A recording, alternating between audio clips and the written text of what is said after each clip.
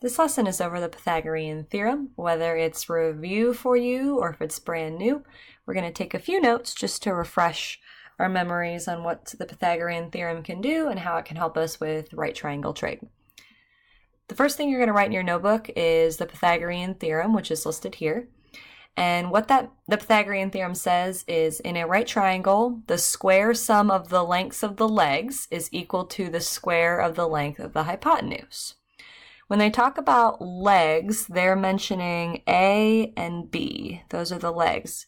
Feel free to write this picture in your notebook as well if you find it helpful. So again, A and B are considered the legs of the triangle, and the legs of the triangle will always make the right angle. C is considered the hypotenuse, and this formula right here is basically the mathematical symbolism of what the theorem is. Again, talking about the square sum of the leg lengths is equal to the square length of the hypotenuse. That's what our Pythagorean theorem says.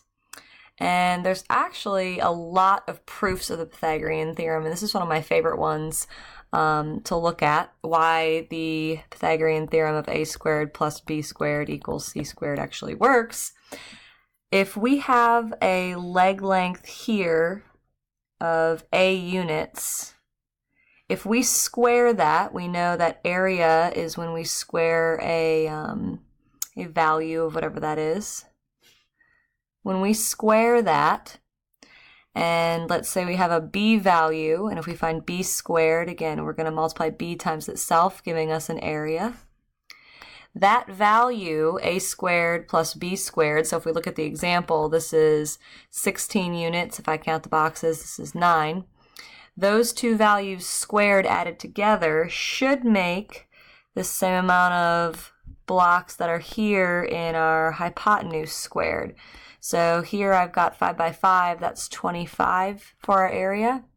If we had a side length of c and we squared it, again, when we're squaring something, we're finding area. So 16 plus 9 is 25. So we just kind of proved one way to prove that the Pythagorean theorem works. Let's do a couple example problems. With Pythagorean theorem, you're able to find missing side lengths of the triangle. So that's what we're going to do with these two problems. Write these down in your notebook. They'll definitely be handy to you.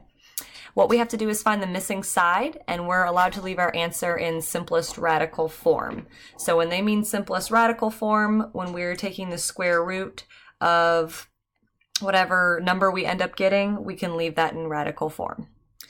So we know that our x value is one of our legs, and 12 is also one of the legs.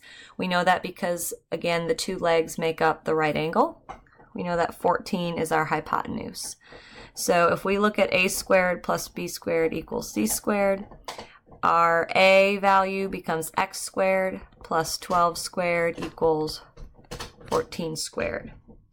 If we simplify this, we would get 12 squared is 144, 14 squared is 196.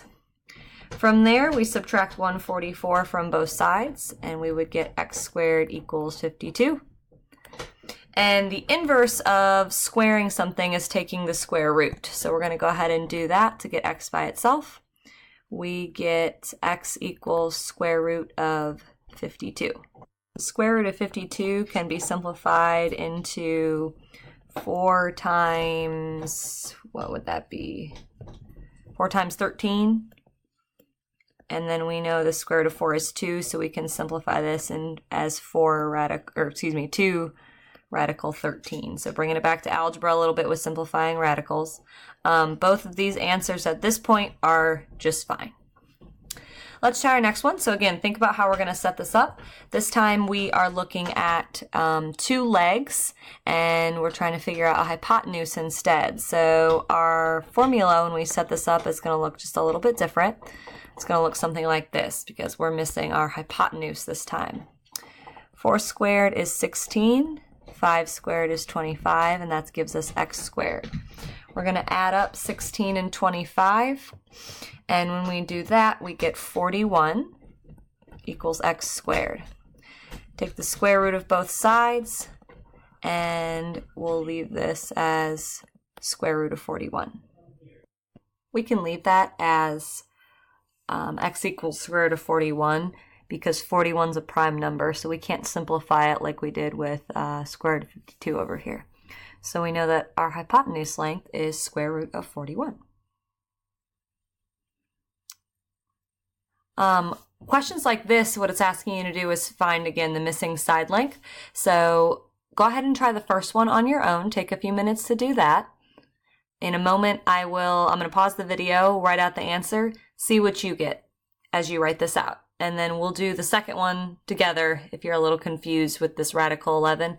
It's not too bad, but just in case you get messed up with the operations, I can help you with that. So take a moment to pause this video and do number 5. When you unpause it, you'll see the work pop up. Hopefully when you do that problem, you get b is the square root of 69.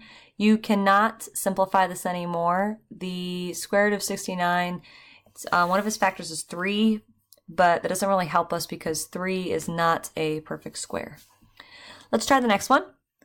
We've got our 2 leg lengths here as 2 and radical 11, and we're looking for our hypotenuse, so we'll leave that as c. When we set up our equation, we have 2 squared plus square root of 11 squared, that's how we write that, equals c squared. 2 squared is 4, and again, squaring something and taking the square root of it are opposite operations. So we actually just have 4. Let me change that. We actually have the 4 from before plus 11 equals c squared. We have 15 equals c squared, and we take the square root of both sides. C is equal to the square root of 15. Our hypotenuse is that length, and it looks like it's in feet. So we'll throw feet on there. It looks like this one is in feet as well.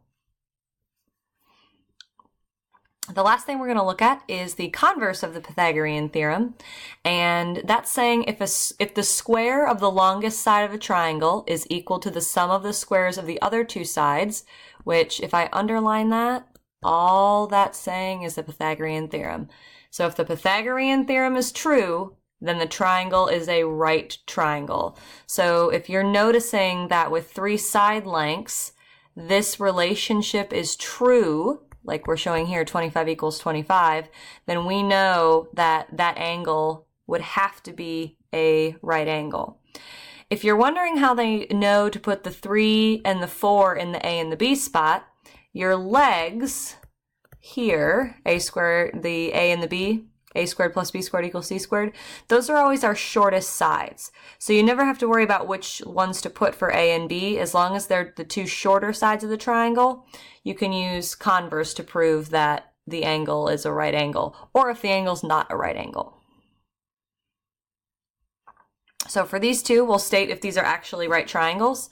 So we need to prove whether this right angle symbol should exist. When we do that, let's check it, see if 8 squared plus 8 squared equals square root of 185 squared. 8 squared is 64 plus another 64. We know, again, squaring and square rooting are inverse operations, so they cancel each other out. 64 plus 64 is 128.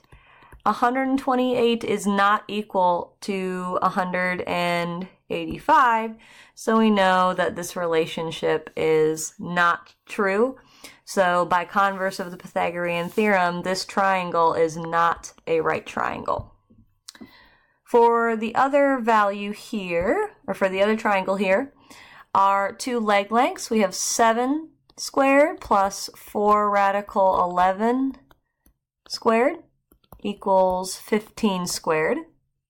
7 squared is 49. 4 radical 11 squared. So we have to square the 4, which will give us 16. And then we're squaring the square root of 11. And again, inverse operations, those cancel each other out. So we'll have 16 times 11 here. And then 15 squared is equal to 225.